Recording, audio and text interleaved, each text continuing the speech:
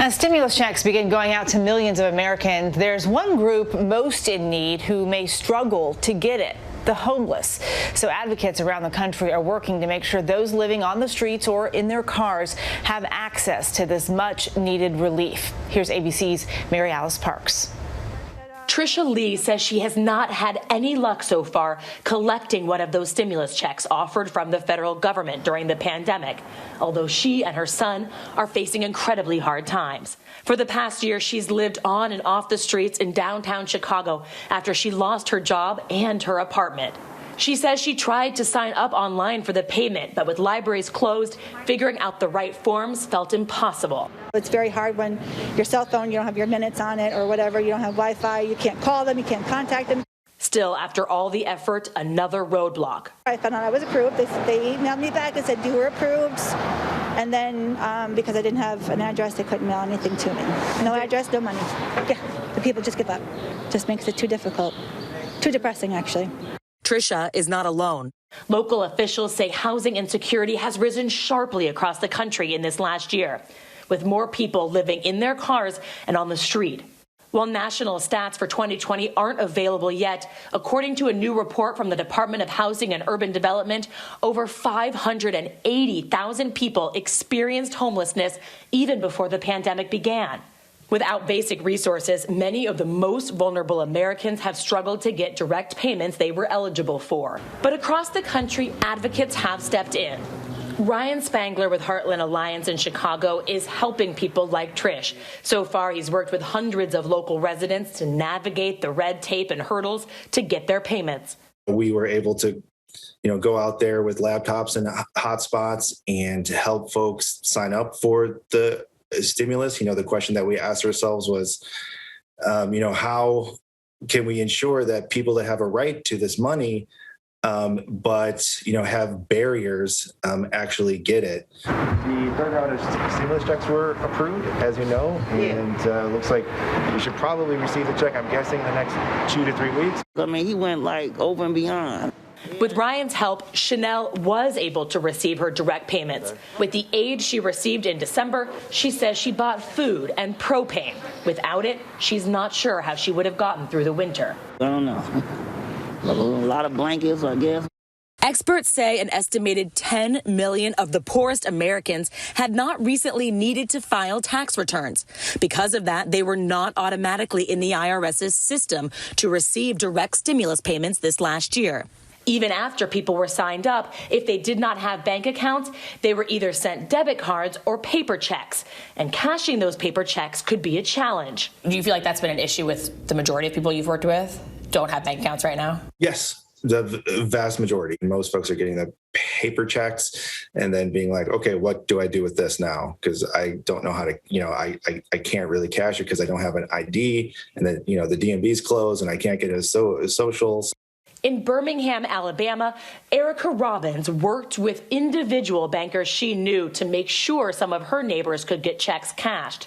Just because people don't have four walls and a roof does not mean, that they're not your neighbors. Just because they are on the street doesn't mean that they're not, citizens. Because of their situation and their lack of resources, especially with libraries closed and things like that, how are they going to apply for this money? I said, hey, we need some laptops, some tablets, and some volunteers, and we're going to help people get this money. Word spread fast. Erica took appointments at a nearby church that also let them use their mailing address to receive checks. It was such a blessing. When the checks started rolling in and they started receiving that money, they would, run up to me and say, Miss Erica, thank you so much. I got my check. I was able to get a hotel room for a few days. I was able to take a shower. Millions of Americans are currently eligible for their third direct payment since the pandemic began. The IRS says they are making improvements to their systems and working directly with partners and shelters. But both Erica and Ryan say signing people up has not gotten easier. Have you felt support from the state government, the federal government in doing this work? I don't think they're doing enough. Even if you're dealing with shelters, we deal with street homeless. There are so many people that are not in the shelter system. An added challenge, if someone did not sign up last year, the IRS is now asking individuals to file a full tax return. If you signed up for the first check, you can get all the other checks sent to the same place. So as long as your address hasn't changed, you're fine. It's harder to sign up folks now that haven't signed up at all. And because you have to file taxes, and for someone living on the street that's homeless, that's a difficult process.